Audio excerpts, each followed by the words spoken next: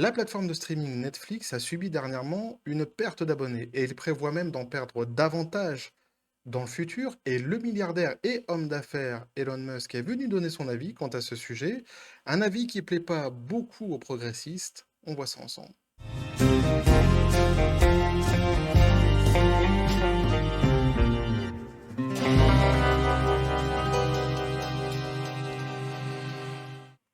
Et il se passe pas mal de choses, notamment sur les réseaux sociaux en ce moment avec notre ami ou pas Elon Musk, monsieur Musk.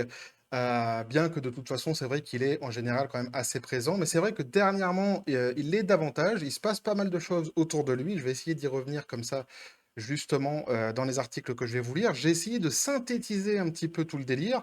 J'ai pour ce faire pris plusieurs articles pour essayer d'expliquer un petit peu le pourquoi du comment. Pourquoi Elon Musk en est arrivé à dire ce qu'il a dit, vous allez voir, hein. Et évidemment, là, on va tout de suite attaquer donc avec donc la perte des abonnés de Netflix, qui est pas, on va pas dire que c'est énorme, hein, la perte. Par contre, je crois que ça ne leur était jamais arrivé depuis la création de Netflix. Alors c'est pas une perte énorme en chiffres, en revanche, en chiffres, en termes de nombre d'abonnés. En revanche, c'est une perte assez conséquente au niveau de la bourse. Et ça interpelle quand même. Et le petit avis que va donner Monsieur Musk, hein, Elon Musk, est assez intéressant parce qu'il met les pieds dans le plat. Et c'est vrai que en plus de cherry on the cake, hein, la cerise sur le gâteau. Il fait partie des hommes les plus riches du monde, donc son influence, elle est assez intéressante. Et je vous dis, il y a vraiment plein de choses qui sont liées à ce sujet et à ce qui est en train d'entreprendre éventuellement Elon Musk. Donc, il y a beaucoup de choses à dire. Alors, concernant, le nombre d'abonnés qui ont disparu de Netflix, hein, je disais, c'est pas un nombre énorme parce qu'on parle donc de 200 000 clients sur un total de 221,6 millions. On nous dit donc, hein, ce n'est vraiment pas grand-chose. Pourtant, cette perte d'abonnés dévoilée par Netflix lors de la publication des résultats du premier trimestre 2022, le 19 avril, a, fait l'effet d'une bombe sur le marché. L'action de Netflix a perdu 35 de sa valeur à Wall Street depuis mardi. C'est ça qui est important, hein. Ce qui est vraiment important, en fait, c'est les 35 de perdus. Petit café les copains, comme d'habitude. Alors, une deuxième chose qui est assez intéressante dans cet article-ci, que je vous laisserai dans la description des vidéos, si vous voulez aller le lire complètement. C'est un article un petit peu plus technique et ça m'intéressait un petit peu moins, moi, les chiffres et tout ça. Ça m'intéressait pas de revenir vraiment là-dessus. Mais en tous les cas, de signifier que Netflix, en fait, s'attendait à perdre des abonnés, mais pas autant. Et en vrai, ils s'attendent à en perdre davantage, puisqu'on nous dit, donc la plateforme avait prévu 2,5 millions d'abonnés supplémentaires au premier trimestre. C'est donc une contre-performance significative. Mais on nous dit aussi, donc, elle prévoit de perdre 2 millions d'abonnés supplémentaires au deuxième trimestre. C'est donc une tendance de fond. On nous dit aussi, c'est la première fois en 10 ans que Netflix enregistre une perte nette d'abonnés. Jusqu'à présent, l'entreprise était considérée par la bourse comme une valeur de croissance. C'est terminé et cela a logiquement des conséquences sur ces multiples de valorisation. Alors, dans les explications qui sont données, là, vous aurez l'occasion, si vous voulez, d'aller lire cet article et vous verrez, même un autre article que je vais donner aussi, où il y a des explications qui sont données. On nous donne, par exemple, le fait qu'il y ait des comptes, hein, qui soient, tout simplement partagés et donc Netflix dit que ça serait à cause de ça. Bon, le comment je pourrais dire? Le fait des comptes partagés, la coutume, on va dire, des comptes partagés, c'est pas uniquement propre à Netflix, je personnellement, je ne pense pas que même si ça doit avoir un impact, je pense pas que ça soit vraiment là que se situe l'impact prioritaire de la perte des abonnés de Netflix. Par contre, il y a une chose évidemment qui va rentrer, à mon avis, plutôt en compte, c'est, bah, le prix. Le prix de l'abonnement qui est de plus en plus cher. Netflix fait croître les prix de plus en plus et en réalité, la qualité du service, elle est de moins en moins bonne. En tous les cas, c'est ce que beaucoup jugent. Et là, notre ami Elon Musk, lui, justement, il va nous dire ce qu'il en pense et c'est assez intéressant puisque la vision qu'il a des choses, en fait, c'est un petit peu aussi ce que je m'étais dit moi, pour tout vous dire, hein. Lorsque j'ai vu, la perte des abonnés de Netflix, j'ai eu la même pensée que lui et le fait que lui le dise, ça plaît pas beaucoup, beaucoup au camp du progressisme. Donc il nous dit: «Twitter tremble encore et Elon Musk s'en prend à Netflix». Alors, faut rappeler quand même que Twitter, Elon Musk, on va bientôt l'appeler, Twitter d'ailleurs. Elon Musk est devenu actionnaire majoritaire de Twitter, me semble-t-il, si je dis pas de bêtises. Mais il y a encore quelque chose qui se passe derrière et on reviendra après et ceci va expliquer beaucoup de choses. Donc on nous dit, hein, pas un jour ne passe sans qu'un géant du numérique n'essuie un commentaire cynique de sa part. Après avoir donné des sueurs froides à Twitter, Elon Musk attaque cette fois Netflix. Alors, j'ai eu beaucoup de mal à trouver vraiment des articles, bah, déjà pas orientés, pas à charge contre Elon Musk, parce qu'évidemment, ce qu'il va dire, quand je dis que ça plaît pas aux progressistes, et ben, évidemment, on sait que la plupart des journaux marchent là-dedans, donc la plupart des journaux, sont assez, comment je pourrais dire? Acerbes contre Elon Musk et en plus de ça, les traductions qui ont été faites en français, en général, sur la phrase qu'il a dite en anglais sont assez médiocres, assez mauvaises. Et c'est le seul article que j'ai trouvé où la où la traduction était bonne et où, la neutralité était, bien que partielle, plutôt respectée. Donc, ceci étant dit, on nous dit donc, hein: «La plateforme de streaming va mal. Pour la première fois depuis 10 ans, elle enregistre une perte de 200 000 utilisateurs pour le premier trimestre 2022. Depuis l'annonce de ce, déclin, l'action de Netflix plonge à New York, ce qui n'a pas manqué de faire réagir le polémique directeur de Tesla et SpaceX. Alors c'est rigolo parce que lui, il a réagi, donc ça va pas dans le sens du vent, et donc il est devenu le polémique. Alors qu'en fait, il y en a plein qui ont réagi sur ce sujet-là, mais plein, plein, même des Français, des youtubeurs hyper connus en France qui ont réagi sur la perte des chiffres. Alors évidemment, vous allez me dire, entre un youtubeur et Elon Musk, il y a quand même une sacrée différence, c'est vrai, et c'est justement pour ça que c'est intéressant, parce qu'il fait partie des hommes les plus puissants de ce monde. Mais tout ça pour dire qu'il y a eu quand même pas mal de gens qui ont réagi à ça et des personnalités qui ont réagi à ça et on retient surtout ce que lui, il a dit et c'est marrant parce qu'on le fait passer, depuis quelque temps, que ça soit sur les journaux français ou anglais, pour un petit peu un réactionnaire, il est passé du côté de la force, obscure, notre ami monsieur Musk. Donc on nous dit alors, sous un article qui évoque la chute boursière de Netflix, Elon Musk a attribué cette perte de vitesse à un virus woke. Et oui, les amis, donc qui rend la plateforme irregardable. Et c'est ça qui est intéressant, c'est ce mot-là en fait, irregardable. Pourquoi? Parce que souvent dans les traductions françaises, ils disent qu'il avait dit que c'était inaccessible. Vous allez remarquer, vous le verrez si vous cherchez sur Internet, vous verrez que souvent les articles disent qu'il a dit que ça rendait les choses inaccessibles. Netflix inaccessible. Il n'a pas dit ça. Il n'a pas dit inaccessible, il a dit irregardable. C'est tout à fait autre chose. Et donc il dit: «Le wokisme décrié et particulièrement instrumentalisé par les politiques conservateurs, signifie donc l'inclusion de la représentation». Alors ça, c'est génial. C'est-à-dire que dès que tu en as un qui commence à critiquer un petit peu le wokisme, on lui rappelle, et vous allez voir dans un autre article, c'est assez criant en fait. On lui rappelle que tous ceux qui sont contre des woke sont forcément, tous ceux qui sont contre le wokisme sont forcément des méchants. Donc là, l'article, évidemment, ne passe pas à côté du fait de dire que si tu es contre le wokisme, tu es un méchant. Donc on nous dit le wokisme décrié est particulièrement instrumentalisé par les politiques conservateurs. Signifie donc l'inclusion et la représentation des personnes minorisées et discriminées, y compris au casting des films, séries proposés sur la plateforme, donc un engagement dans l'ère du temps qui n'a pas l'air au goût du milliardaire qui partage ouvertement la conviction anti-woke d'autres internautes critiques envers Netflix. Alors, c'est pas la première fois, c'est pas la première fois en fait qui balance des pics contre le wokisme, notre ami Musk, et ça commence à agacer pas mal de monde, évidemment. En tout cas, il se fait bien charger quand même dans les journaux actuellement. Donc Elon Musk est pourtant, a pourtant plusieurs contrats avec la plateforme, qui a consacré une série et un film documentaire à ses travaux pour l'innovation aérospatiale. Du côté de Netflix, on explique les mauvais chiffres trimestriels par l'afflux de concurrence et le partage de comptes. Ce que je disais tout à l'heure. Moi, je ne pense pas que ça soit. Alors, ils ont un gros problème avec la concurrence, effectivement, puisqu'ils ont Disney qui cartonne actuellement. Mais Disney, en fait, cartonne actuellement parce que ça tient en deux mots: Star Wars. Point final, hein. Et c'est pour ça d'ailleurs que Star Wars, les séries Star Wars sont déclinées à chaque fois. On a eu Le Mandalorian, on aura bientôt Obi-Wan Kenobi, etc.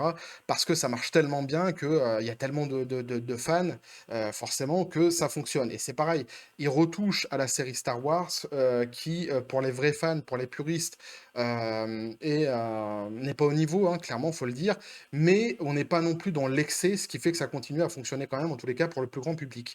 Là, ce que Netflix fait actuellement, il passe des caps supérieurs concernant certains films, certaines séries qu'on va dire, vraiment dans le camp du wokisme, hein, progressiste wokisme. Et c'est vrai que ça déplaît à beaucoup de personnes. Je vais essayer de vous expliquer un petit peu plus en détail après.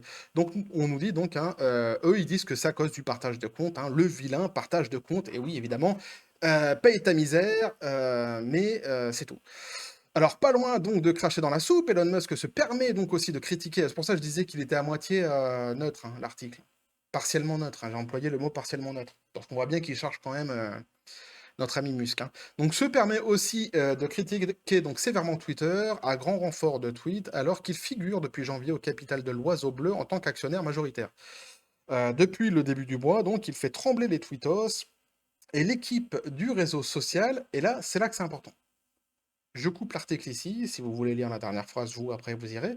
Mais je coupe l'article ici parce qu'il va justement y avoir des choses à dire et il y a des explications à donner sur le pourquoi, en fait, il s'excite comme ça dans la presse. Pourquoi c'est si important ce que M. Musk dit, au-delà du fait qu'il soit milliardaire. Je vais essayer de vous expliquer. Alors, avant ça, je vais vous montrer autre chose. Qu'est-ce que j'avais là? J'avais ici, donc c'était les chiffres que je voulais vous donner. Euh, j'ai fait une petite expérience. Je suis allé voir directement en fait ma plus grande des filles et je lui ai demandé si qu'est-ce qu'elle pensait de Netflix actuellement. Et alors, nous, on est des grands consommateurs à la base des plateformes de streaming, hein. Je suis, moi, pas du tout contre les plateformes de streaming en général.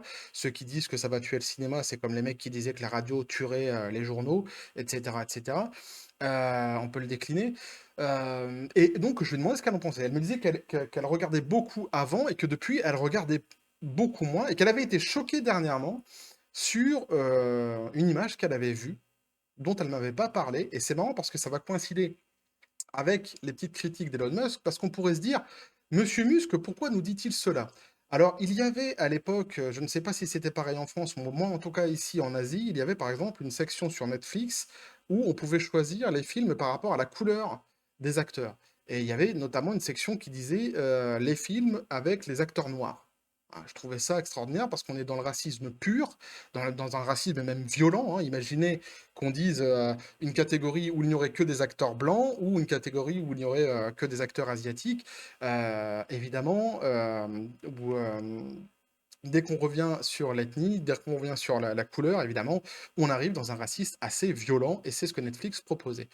Mais il y a eu d'autres choses. Donc, ceci aurait pu expliquer, par exemple, la position de Monsieur Musk. Mais il y a eu autre chose qui est arrivé dernièrement et on a eu ting! Eh bien, ceci, voyez-vous, c'est une série qui va arriver donc hein, sur Netflix où on voit un homme enceinte avec sa femme qui est derrière. Donc la série s'appelle His, donc H-E apostrophe S, hein, donc. Et c'est de cette affiche qui m'était complètement passée sous le nez, que j'avais pas vu, que ma fille m'a parlé et qui m'a dit, elle, c'est ses mots à elle, hein, d'une fille de 12 ans, hein, qui m'a dit que ça l'a dégoûtée. Voilà. Et bah là, on tombe pile poil en fait dans ce que Netflix est en train de faire et dans cette idée de wokisme, hein, progressiste, de vouloir imposer des choses euh, qui appartiennent, on va dire, à plus qu'une minorité vraiment, parce que là, c'est encore un sujet qui est encore différent. Là, la paternité, le fait de la gestation paternelle, je sais pas si ça se dit, mais si ça se dit pas, bah, je le dis. On est encore dans un autre sujet, mais ils vont de plus en plus loin en fait dans l'idée progressiste, dans l'idée du wokisme, et c'est vrai qu'en fait, bah, ça en révulse beaucoup. Et notamment, je vous dis, j'ai fait l'expérience avec ma fille de 12 ans, bah, elle, par exemple, c'est un truc, ça l'a dégoûtée, et elle évite en fait, elle m'a demandé d'autres sites pour aller voir les trucs qu'elle regardait habituellement, parce qu'elle veut plus aller sur ce genre de plateforme-là. Voyez-vous, donc ceci peut expliquer la réaction de Monsieur Musk, hein, à tout ça. Et vous avez donc derrière, ce qui m'a fait marrer, moi, c'est évidemment, donc je vous disais, tous les journaux hein, qui ont titré, la plupart sont vraiment à charge contre Elon Musk. Et là, par exemple, vous avez un petit exemple. J'ai pris un article comme ça. Alors, il y en a plein, vous pourrez aller voir sur Internet, hein, vous faites une recherche sur Google, hein. Il n'y a pas de souci, vous verrez que ce soit en anglais ou en français, sur les titres qui sont donnés sur cette affaire. Mais donc vous avez ce petit article qui m'a fait doucement sourire, parce qu'évidemment le titre est tout de suite en fait la curieuse réaction d'Elon Musk au plongeon de Netflix après ses résultats. Alors, ce qui est marrant, c'est que c'est ce que je disais en fait. Il a eu la même réaction que j'ai eu moi. C'est-à-dire quand j'ai vu, je me suis dit, bah oui, évidemment, avec l'orientation qu'est en train de prendre Netflix, Lorsqu'on dit que ça représente des minorités, il est évident que ça va pas plaire donc au plus grand public. Il y a une volonté de vouloir forcer les choses, vouloir forcer les gens à regarder ce que eux ils veulent en fait, hein, et non pas ce que le public demande à la base, qui est assez hallucinante. D'ailleurs, on pourra toujours se poser cette question éternelle que je repose à chaque fois. Comment des sociétés qui sont aussi grandes peuvent perdre autant d'argent, accepter de perdre autant d'argent, si ce n'est obligatoirement qu'il faut qu'il y ait quelque chose qui puisse amortir en fait cela, et donc ça voudrait dire qu'ils reçoivent de l'argent à côté pour pouvoir amortir les pertes, parce que normalement une entreprise se lance jamais dans quelque chose s'ils n'ont pas une capacité d'amortir derrière. Donc ce serait intéressant de savoir comment Netflix en fait amortit, comment ils survivent hein, tout simplement, hein, comment ils peuvent amortir et donc survivre à leur perte d'argent. Parce que normalement les entreprises font en sorte de faire des choses pour la majorité des gens. On fait pas, on vend pas par exemple un produit alimentaire qui va être complètement dégueulasse et que personne ne va aimer. Si demain tu mets énormément d'argent pour produire un produit alimentaire que tu sais qui est complètement dégueulasse ou que personne va aimer, ou que très peu vont aimer plutôt, eh bien évidemment, tu connais les risques auxquels tu t'exposes, c'est-à-dire en fait à plus de pertes que de gains. Et dans ce cas-là, si tu fais ça, si tu es une entreprise, tu es ou maso, ou tu es complètement con, ou alors on t'a demandé de le faire et tu as un financement derrière, ou alors tu as quelqu'un qui amortit ton action. C'est une des possibilités, évidemment, hein. Je ne suis pas dans le petit papier, j'en sais rien du tout, mais c'est une possibilité. Mais en tous les cas, c'est une question qu'on peut se poser. Comment font-ils pour amortir, hein, pour survivre après à leur orientation de plus en plus woke, hein, qui déplaît visiblement de plus en plus? Alors, et donc là, je disais, c'est assez intéressant, ce qu'on voit donc à la curieuse réaction d'Elon Musk. Et évidemment, donc, cet article est assez à charge, en fait, hein, contre Elon Musk, bien que cette fois-ci, la traduction était bonne, encore une fois, parce qu'on est dit impossible à regarder. Mais j'ai pas choisi cet article parce que je le trouve assez à charge. Et c'est marrant parce que, alors là, eux, ils rappellent aussi que Elon Musk a eu plusieurs problèmes déjà dans le passé avec l'idéologie woke, hein, qu'il est plutôt contre ça. Et donc l'article se doit obligé de nous donner la définition du wokisme. Évidemment, c'est une définition donc qui existe sur Wikipédia. Et c'est assez rigolo de voir en fait d'abord qu'ils se sentent obligés de nous remettre la définition du wokisme, et je vais vous la lire parce que je la trouve quand même assez hallucinante aussi.